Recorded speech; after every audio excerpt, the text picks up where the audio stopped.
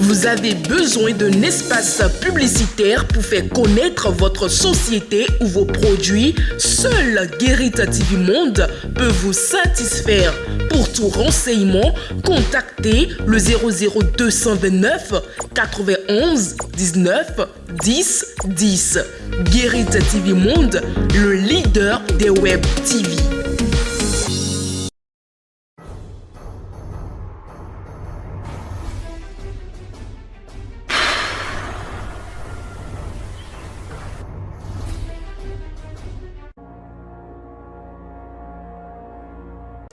Sur votre émission Tour d'Horizon, nous sommes toujours avec la même équipe. Bien le bonsoir à tous. Recrutement à titre exceptionnel dans l'armée béninoise. La décision a été prise en Conseil des ministres du mercredi 12 avril 2023. Les nouvelles recrues auront une mission spéciale à accomplir. Les détails dans cet élément.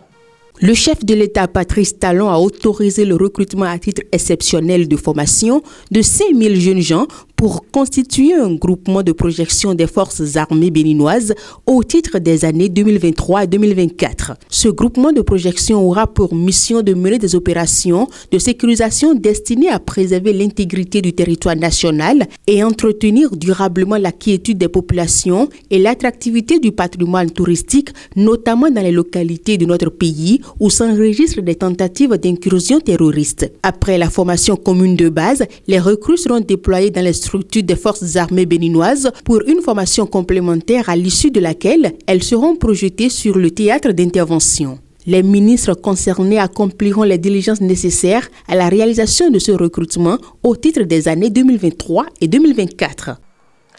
Nous parlons à présent de la visite du président rwandais Paul Kagame au Bénin. Sur invitation du chef de l'État Patrice Talon, il vient pour une visite de 3 jours à compter du vendredi 14 avril 2023. Suivez dans cet élément le programme de cette visite.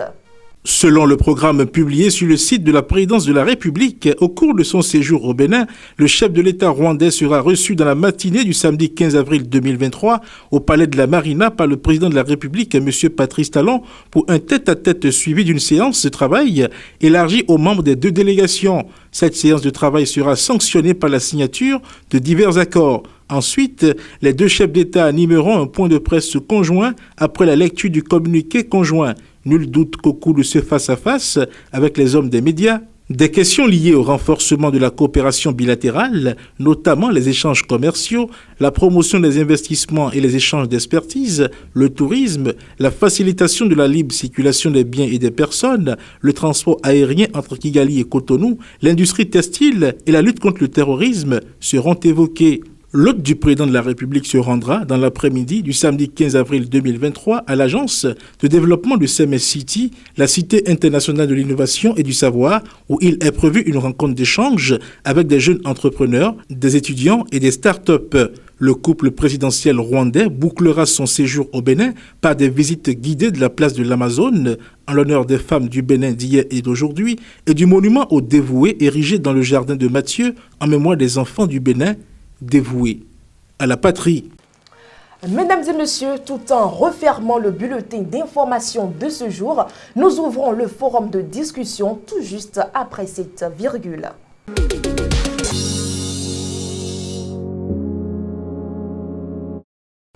Le forum de discussion du jeudi 13 avril 2023, c'est avec vous, Charles Alban Daoui. Charles Alban Daoui, bonsoir. Bonsoir Latifat Kovénon.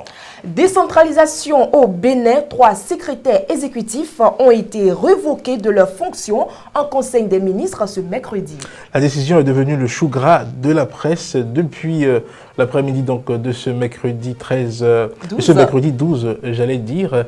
Il faut dire que les secrétaires exécutifs, dès leur entrée en fonction, ils ont été présentés comme étant des personnes qui exerçaient un rôle important dans les communes du Bénin, on peut dire qu'ils sont devenus les nouveaux hommes ou les nouvelles femmes fortes ou forts de nos communes, avoir les prérogatives qu'on leur a confiées, que la loi donc leur a confiées.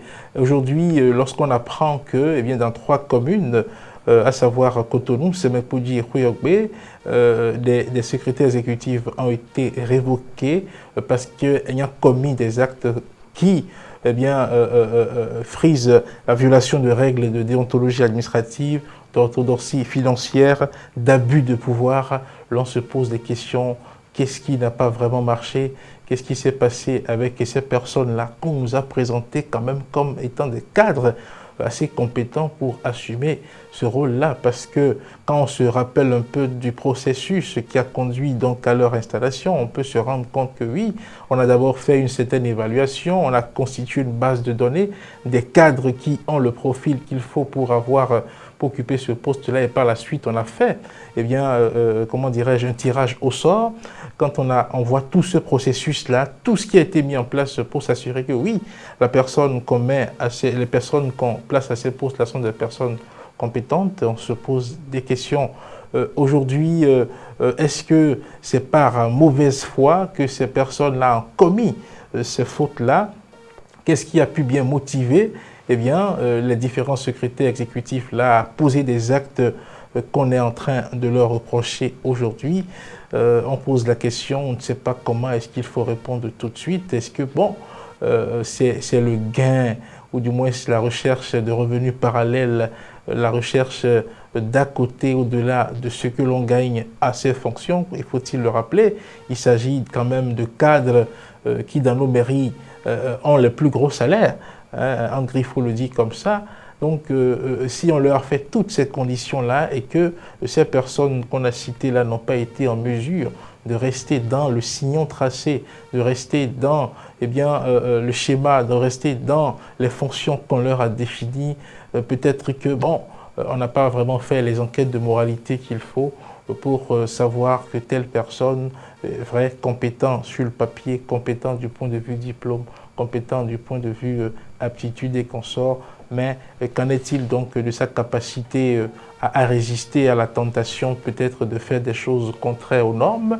Parce que là, on ne peut pas comprendre que des personnes dont les fonctions étaient clairement définies fassent des choses contraires à ce qu'ils doivent faire s'ils n'ont pas d'autres intérêts inavoués derrière. Ils ont été révoqués. J'espère qu'on ne va pas s'arrêter seulement à cette révocation. J'espère qu'on va leur demander des comptes de ce qu'ils ont fait parce qu'il est important.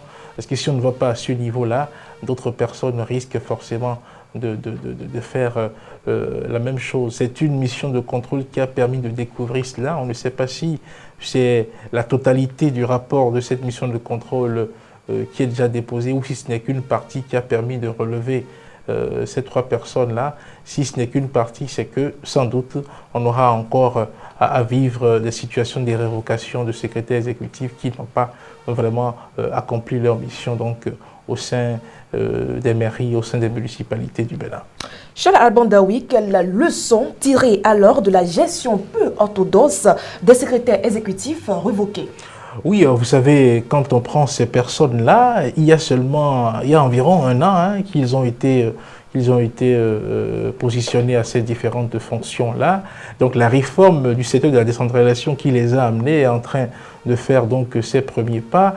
On peut comprendre qu'il y a eu des ratés, on peut accepter qu'il y a eu peut-être parfois certaines incompréhensions, peut-être qu'il leur faut du temps pour s'imprégner de certaines choses, de certaines prérogatives qu'on leur a données. On peut faire ces excuses-là, c'est vrai, mais avoir les fautes qui ont été commises, je pense que pour des personnes de cet âge-là, ils ne sont pas forcément à leur première fonction administrative, ils ont dû faire d'autres fonctions, ils devraient, se donner les moyens de ne pas tomber donc dans ce piège-là. Et donc la réforme, certes, elle a été lancée, on est en train de l'expérimenter et ce n'est que progressivement qu'on pourra sans doute la parfaire. Il y en a qui crient à l'échec. Non, on ne parlera pas tout de suite d'échec parce que quand on fait une réforme, il y a un temps pour pouvoir donner le temps aux personnes de s'imprégner de ce que c'est concrètement donner au temps aux personnes d'entrer vraiment dans l'esprit de la réforme. Autre chose à dire, c'est que la leçon aussi, c'est de comprendre qu'il se fait que visiblement, il y a des cadres béninois qui n'ont pas peur de la prison. Oui, dans la tête des Béninois, on dirait que des cadres, de certains cadres béninois, on a comme l'impression que la peur du gendarme n'existe plus, la peur de la prison n'existe plus. Il arrive même qu'on entende des personnes dire, mais écoutez, le plus important, c'est que je puisse couper gros. Parce que si je coupe gros et que même je vais en prison, je vais garder une part que je viens de retrouver. Voilà des raisonnements qui peuvent amener des gens placés à des fonctions du genre et dont les prérogatives ont été clairement définies. Voilà des raisonnements qui peuvent les amener à commettre ces fautes-là. Et c'est bien dommage que, eh bien, malgré tous les efforts que le président Patrice Talon fait pour donner le pli de la bonne gouvernance à ce pays, à tous les niveaux de gestion de ce pays, c'est bien dommage que ces personnes soient encore à la traîne jusqu'à ce point. C'est bien dommage que les personnes n'aient pas encore compris que oui, il faut de la bonne gouvernance pour qu'on aille foncièrement au développement. Ces personnes-là qui ont été révoquées, c'est des personnes qui n'ont pas encore compris, qui ne sont pas dans la dynamique du chef de l'État. Et malheureusement, il y a beaucoup de cadres qui entourent le chef de l'État qui ne sont pas encore dans cette dynamique. C'est à croire que, bon, il est le seul des quelques individus autour de lui qui ont compris la dynamique. Mais ce qui est bien, c'est que l'on puisse faire des contrôles périodiques et que l'on puisse taper du poing sur la table et que l'on puisse sanctionner ceux qui commettent ce genre de fautes, parce que les questions de bonne gouvernance ne sont pas à discuter. Il faut de la bonne gouvernance, de la bonne gestion pour qu'un pays puisse se développer. Merci à vous, Charles Alban Daoui. C'est moi qui vous remercie. Chers amis internautes, voilà tout pour le forum de discussion de ce soir. Mais avant de mettre définitivement un terme à votre émission Tour d'Horizon pour le compte d'aujourd'hui, bien sûr, découvrons ensemble la vidéo du jour.